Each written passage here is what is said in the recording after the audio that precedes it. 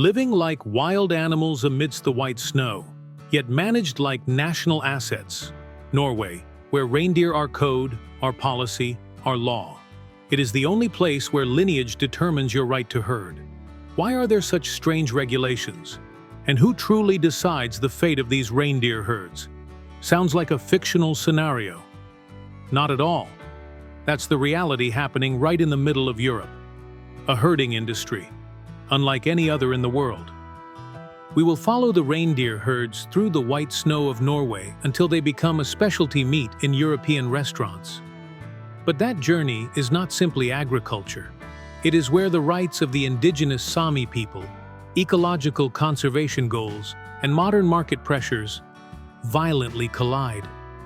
Why do the Sami, who have herded reindeer for thousands of years, have to ask for permission to do what their ancestors used to do? Why does the Norwegian government spend money to maintain a seemingly unprofitable industry? And more importantly, who truly controls the reindeer in the Arctic?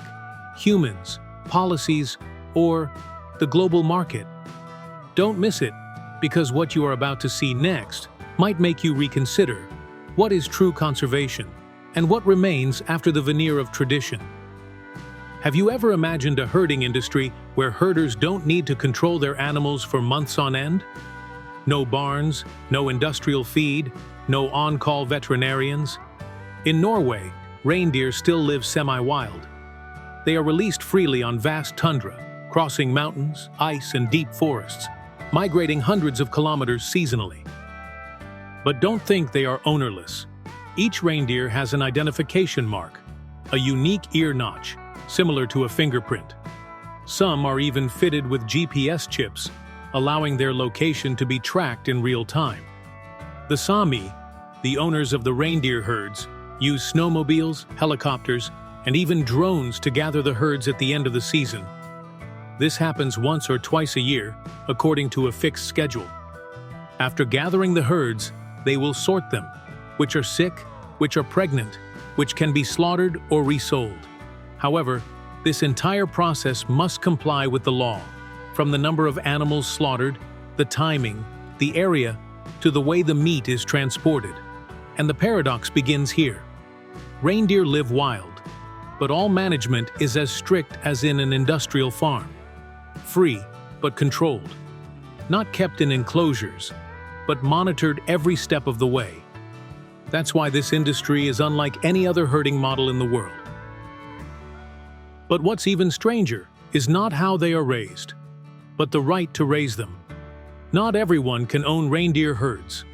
And in the next part, you will see a seemingly open agricultural industry is actually framed by lineage, history, and cultural identity. For the Sami, an indigenous people scattered across Norway, Sweden, Finland, and Russia, reindeer are not just economic animals. They are living history, the collective soul, the thread connecting them to their ancestors, land, rituals, and even autonomy. That is why Norwegian law has enacted extremely special regulations. Only the Sami have the right to own reindeer herds in many northern regions. And not every Sami person is allowed to herd. Only those from families with a tradition of reindeer herding. Meaning, even if you are Sami, have land, passion, and knowledge, if your ancestors didn't herd reindeer, you are not allowed to start. That is how Norway preserves tradition. But it also creates a paradox. Young Sami people today are leaving the grazing areas. They want to go to university, pursue other careers, live in the city. Meanwhile, Norwegians who are not Sami, even if they really want to herd reindeer, do not have the right. So, on the one hand, the government protects the Sami from being assimilated into the modern world. But on the other hand, that very protection makes reindeer herding unable to develop. They preserve the profession, but there is no one to inherit it. They preserve the culture, but close the door to their own community.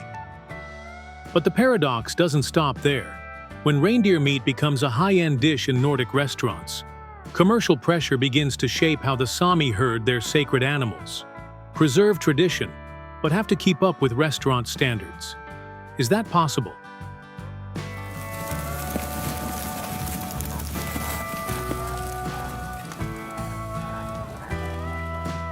Reindeer meat is a specialty, but it's also a commodity. Every year, hundreds of tons of reindeer meat from Norway are consumed in Nordic restaurants, domestic supermarkets, and even exported to Germany, France, the UK. On the menu, it appears as a symbol of Arctic cuisine, sustainable, wild, indigenous tradition. But behind the delicately sliced meat, presented with blueberry sauce, is enormous pressure on the Sami herders. To sell reindeer meat, they must comply with modern slaughtering standards, cold transport regulations, hygiene controls, and even the distributor's demands for meat tenderness, attractive color, fat ratio. The meat will be sealed, given a traceability code, and exported with the label game meat. Animals associated with rituals now have to be cut to the right proportions, packaged in the right weights, and transported like any other product. Some Sami communities object. They argue that the reindeer slaughter ritual is disappearing, replaced by a process similar to any other industrial meat industry. They fear, when tradition is packaged according to restaurant standards, what is left of culture? But on the other hand, if they don't sell to the market, this industry cannot sustain the Sami themselves. Reindeer are born in nature, but die according to a plan. And what is called natural is now organized by data. What's more interesting is, when it leaves the slaughterhouse, reindeer meat is no longer a raw material. It becomes a culinary experience, a product associated with the image of wild, indigenous Nordic. But who is really telling that story? And where are the profits from it going? Although they are the group of people who directly herd and are connected to reindeer through many generations in the global value chain, the Sami receive only the smallest share, while the power to set prices, branding, and distribution lies in the hands of companies.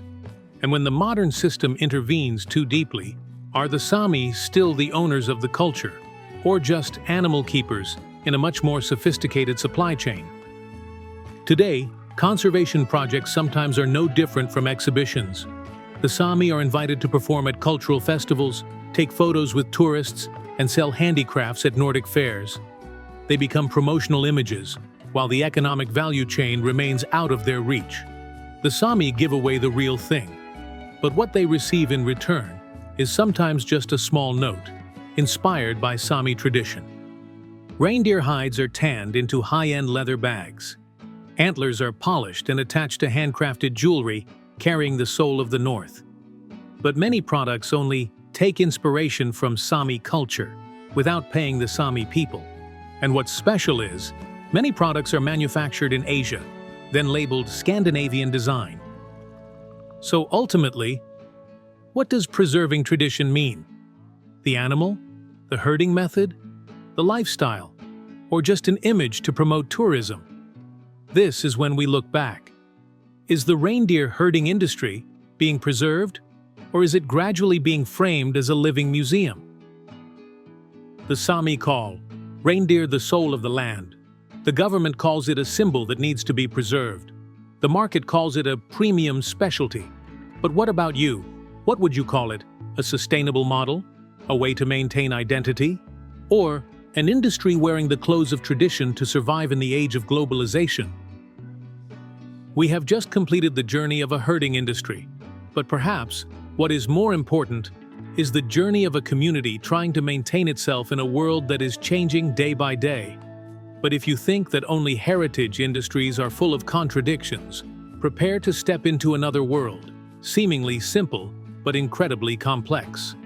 In the next video, we will explore One Strawberry, One World, the truth behind America's favorite fruit, where each ripe red strawberry is not just food, but the intersection of agriculture, technology, and even things few want to mention.